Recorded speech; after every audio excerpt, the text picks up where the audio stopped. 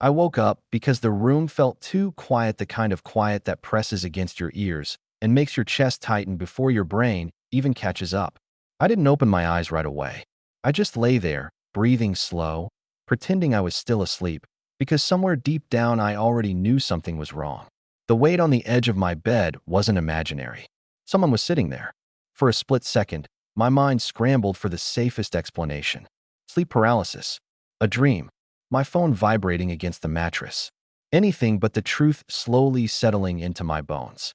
Then I felt it. A shift in the mattress. A careful one. Like whoever it was didn't want to wake me. My heart started pounding so hard I was sure he could hear it. I knew exactly who it was before I even dared to crack my eyes open. Tony. My straight best friend. My roommate. The guy who had been crashing on my couch for the past 2 months after his breakup, until he figured things out. The same guy who talked endlessly about girls, who used words like bro and man every other sentence, who had made it very clear many times that he was not into guys. And yet, there he was. I let my eyelids flutter just enough to see the outline of him in the dim glow from the streetlight outside. He was sitting sideways on my bed, elbows resting on his knees, head tilted slightly as he looked down at me. Not staring at his phone, not zoning out, watching me. There was something about the way he was looking that made my stomach twist. Not casual, not absent-minded, focused, intimate, like he was studying me, memorizing something he wasn't supposed to want. I stayed perfectly still. I don't know why. Fear, curiosity, instinct, probably all three tangled together. I told myself I'd move if he touched me, that I'd sit up and call him out, that I wouldn't let things get weird. But the longer I lay there, the harder it became to breathe normally.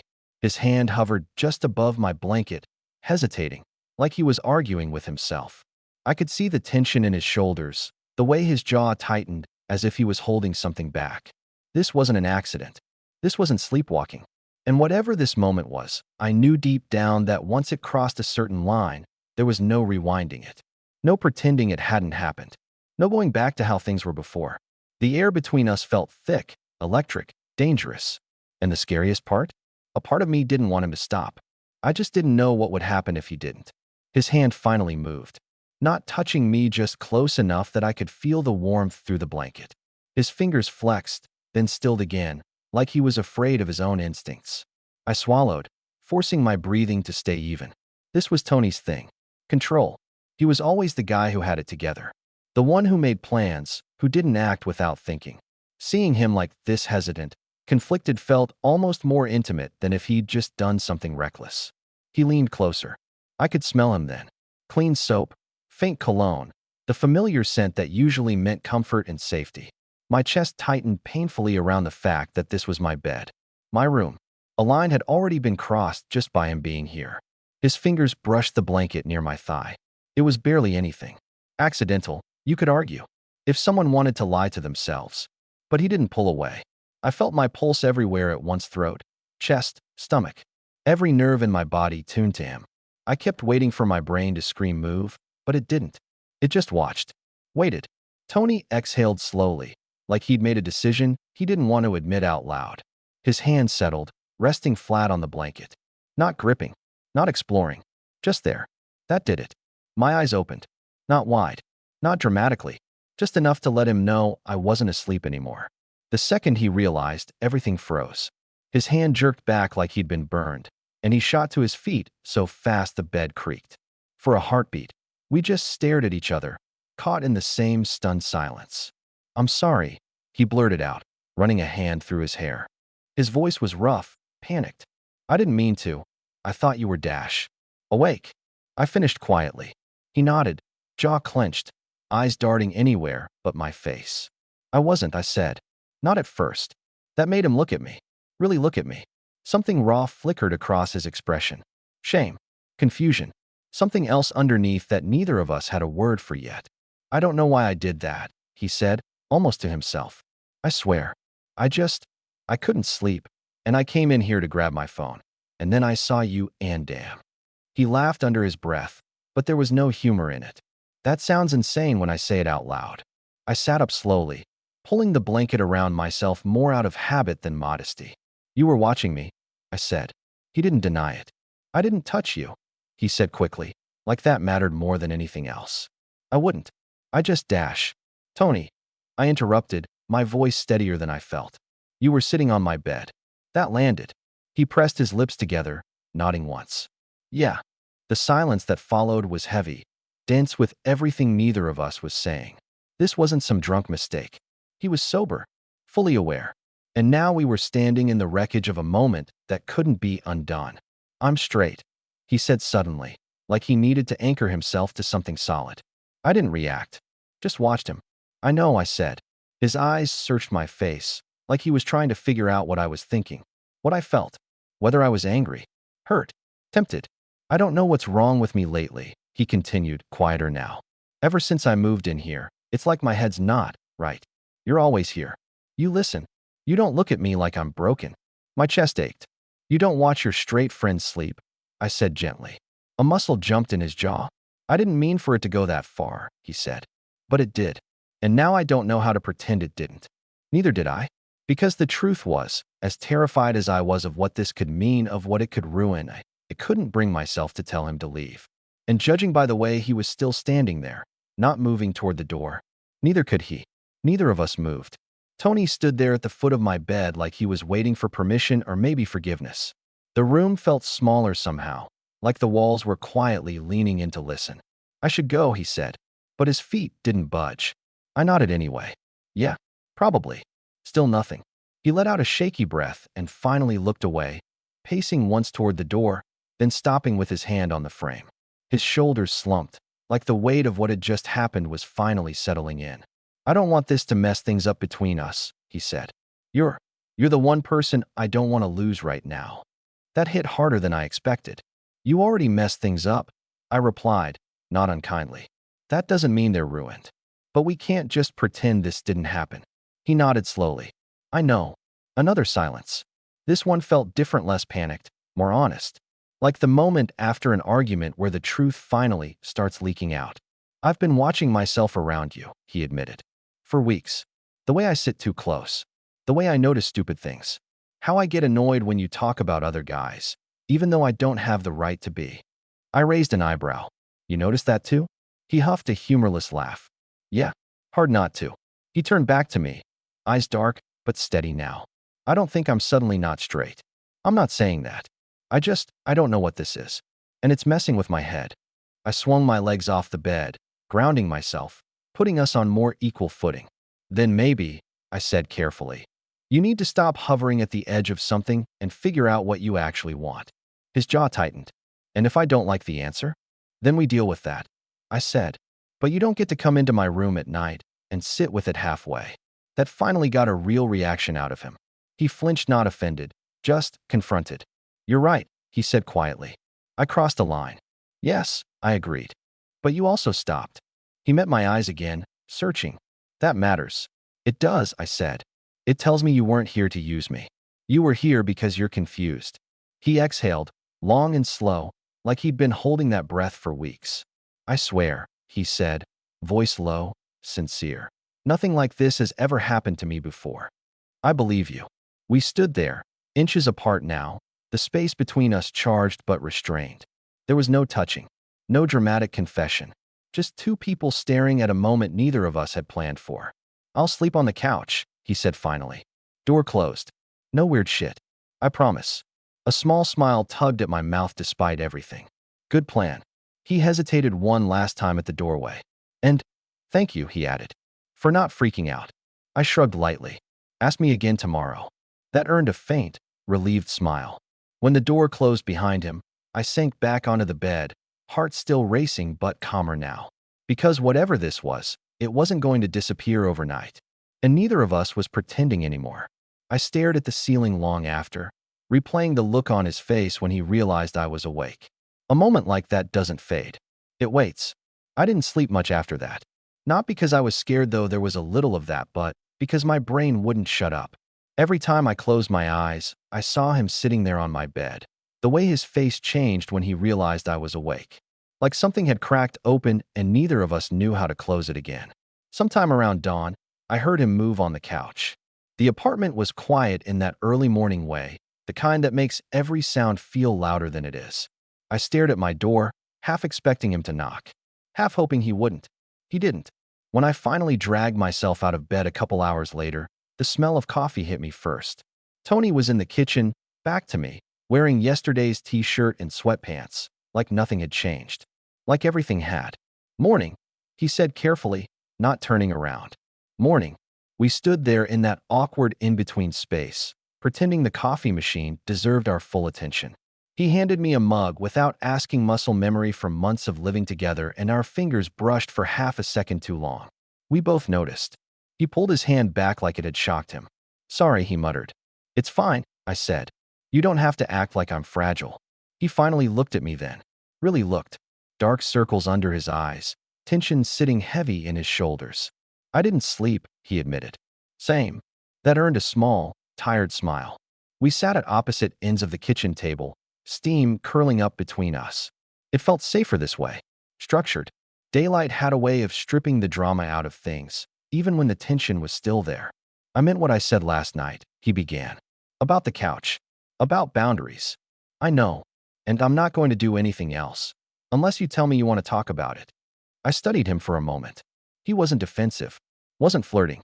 Just honest. "That's new for you," I said lightly. He snorted. "Yeah. Guess I'm full of surprises lately."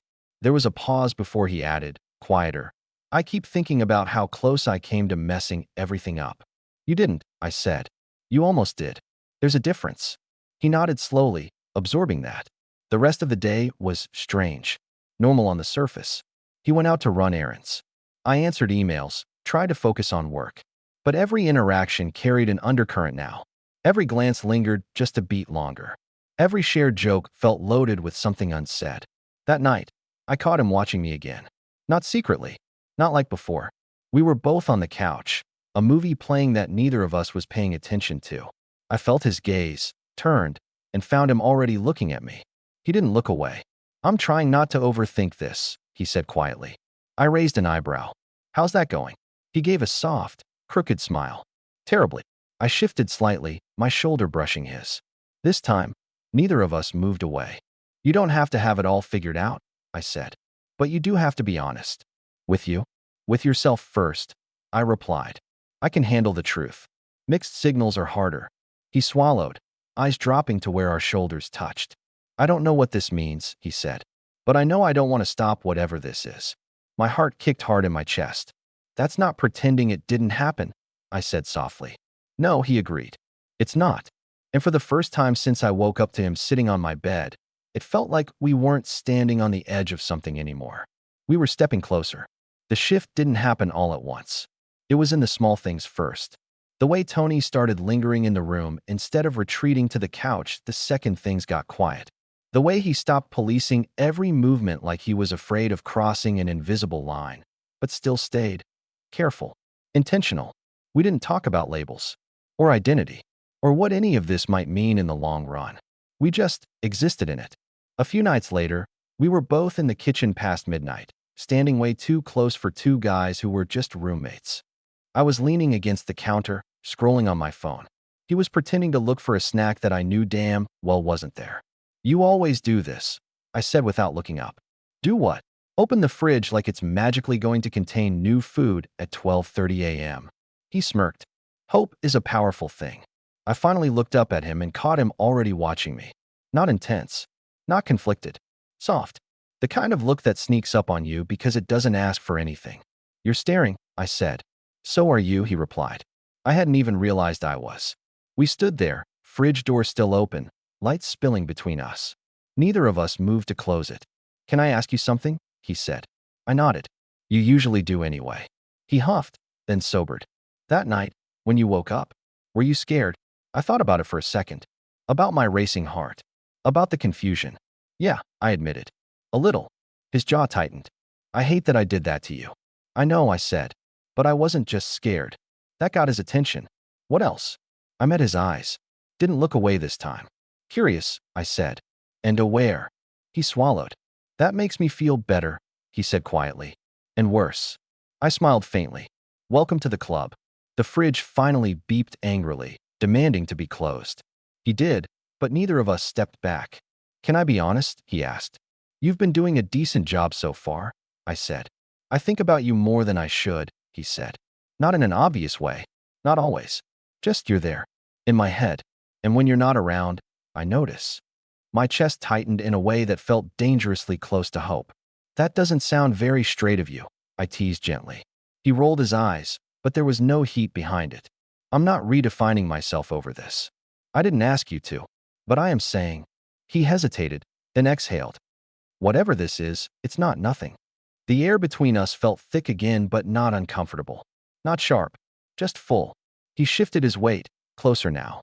I could feel the heat from his body, the familiar scent of him that no longer felt safe in the old way but felt right in a new one. If I cross a line, he said, voice low, you'll tell me? Yes.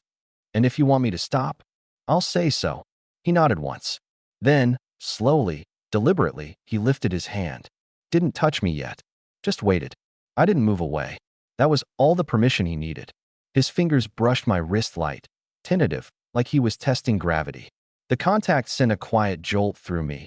Not explosive, just deep. He didn't pull back. Neither did I. And standing there in the dim kitchen, with the world asleep around us, it became painfully clear. This wasn't a mistake anymore. It was a choice. And for the first time since that night, Tony was making it with his eyes open. That touch changed the temperature of everything.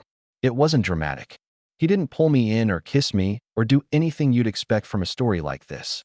His fingers just rested around my wrist, thumb grazing lightly over the inside like he was grounding himself. Like I was grounding him. Okay, he murmured, almost to himself. I smiled a little. Okay. Yeah, he said. Just okay. We stayed like that for a moment longer than necessary. Long enough for it to stop feeling tentative and start feeling natural. When he finally let go, it wasn't rushed. It was intentional. That mattered.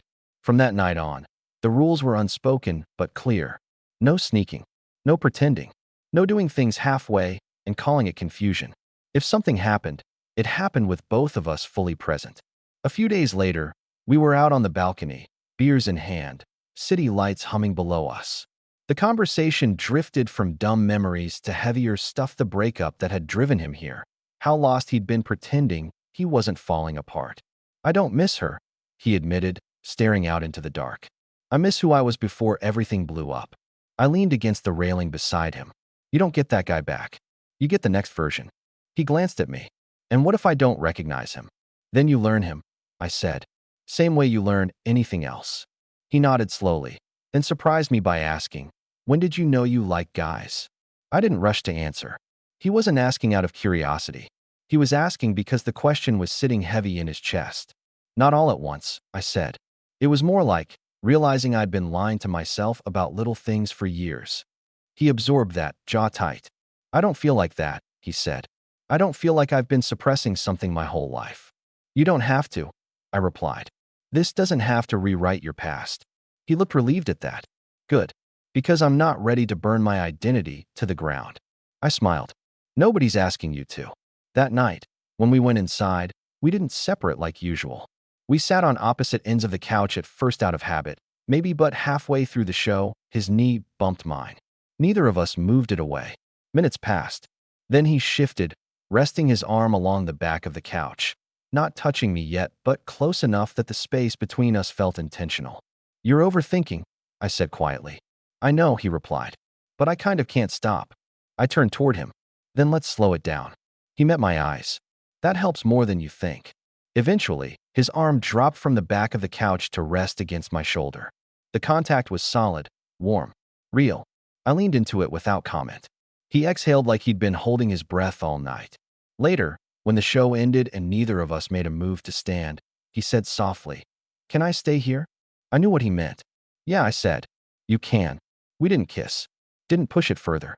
We just sat there, bodies touching, hearts loud in the quiet room. And somehow, that felt more intimate than anything else could have. Because we weren't hiding anymore. And we weren't pretending this was accidental. We were choosing each other one careful step at a time. The next morning felt different in a way I couldn't quite explain. Not awkward. Not tense. Just honest.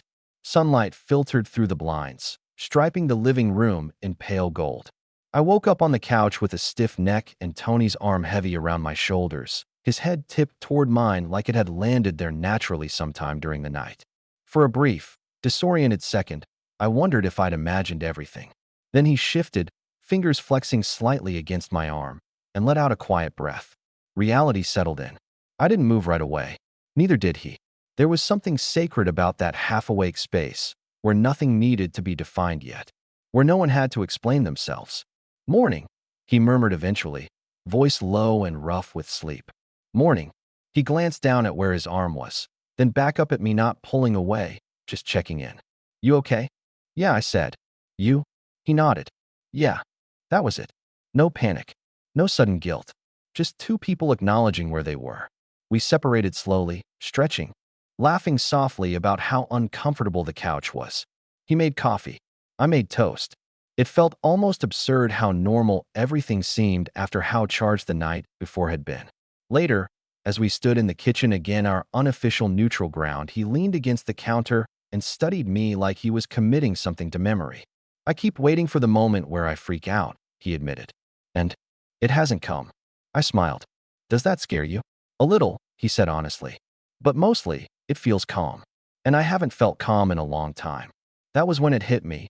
Whatever this was, it wasn't just about attraction. It was about safety. About being seen without having to perform. That night, he knocked on my door. Actually knocked. I opened it to find him standing there, hands in his pockets, expression serious but not tense. "Can we talk?" he asked. "Always," I said, stepping aside. He didn't come in right away, just leaned against the doorframe. "I'm not going to call myself something I'm not ready to be," he said. "But I don't want to pretend you're just convenient. Or a phase. You're not." My throat tightened. "I don't need a label," I told him. "I need honesty. That I can do." He stepped closer, slow, giving me time to pull away if I wanted to. I didn't. When he leaned in, it wasn't rushed or desperate. His forehead rested against mine first, like he was checking one last time that this was real. "You sure?" he whispered. "Yes." The kiss, when it finally happened, was soft, almost hesitant. No urgency, just lips meeting, pulling back, then meeting again like we were learning the shape of something new. When we separated, his eyes were a little glassy. "Okay," he breathed, a smile breaking through. "Yeah, definitely not freaking out." I laughed quietly, resting my forehead against his again. That moment, the one that started with him watching me when he thought I was asleep, had finally come full circle. We weren't pretending it didn't happen. We weren't rushing to define it. We were just standing there, choosing not to walk away. And somehow, that felt like the bravest thing either of us had ever done. The real test didn't come that night. It came a week later, in a moment so ordinary it almost caught us off guard. We were walking back from the grocery store, bags cutting into our hands, arguing about whether sparkling water counted as real water. Tony was laughing, actually laughing, head tipped back, shoulders loose in a way I hadn't seen since before his breakup. And then we ran into her. His ex. She slowed when she saw us together, eyes flicking from him to me, lingering just a second too long. I felt Tony's body tense beside mine, the easy rhythm between us faltering. "Hey," she said, polite but sharp around the edges. "Hey," Tony replied. There was a beat of silence, the kind that asks questions without words. "You guys living together now?" she asked, eyes on me. "Yeah," Tony said. "Just for a bit." She nodded, lips pressing into a thin smile. "Well, take care of him." Then she walked away. Tony didn't move for a moment after that. Just stood there, staring down the sidewalk like he'd been pulled back into an old version of himself. "You okay?" I asked gently. He exhaled. "Yeah, just processing." We didn't talk much on the walk home. Not because things were wrong, but because something important had surfaced. Later that night, he sat on the edge of my bed again. Not like the first time. This time, he asked before coming in. "I don't want to hide you," he said, voice steady but serious. "But I also don't want to rush into something I don't understand yet." I sat beside him. "I don't need to be a secret. But I don't need to be a statement either." He nodded. "Exactly." He looked at me then, really looked at me, and something settled behind his eyes. "That night," he said quietly, "when I thought you were asleep, I wasn't crossing toward you because you were convenient." I held his gaze. "I know. I was scared," he admitted. "Not of you. Of how right it felt just being there." That confession landed deeper than any grand gesture could have. "You stopped yourself," I said. "That's what matters." He smiled faintly. "And you didn't run." "No," I said. "I stayed." That night, when we kissed again, It wasn't tentative anymore, but it still wasn't rushed. It was deliberate, grounded. Two people choosing to step forward instead of circling the moment forever. Eventually, he moved out. Not because things fell apart, but because they didn't need proximity to survive. We didn't announce anything. Didn't redefine ourselves overnight. We went on quiet dates, cooked dinners, learned how to exist in the in-between without apologizing for it. Sometimes he'd still catch me watching him, and he'd smile knowingly. And sometimes, when things got quiet, he'd say, "Remember when I thought you were asleep?" I always did. Because that was the moment everything changed, not with a confession or a kiss, but with a truth neither of us could take back. And we never tried to.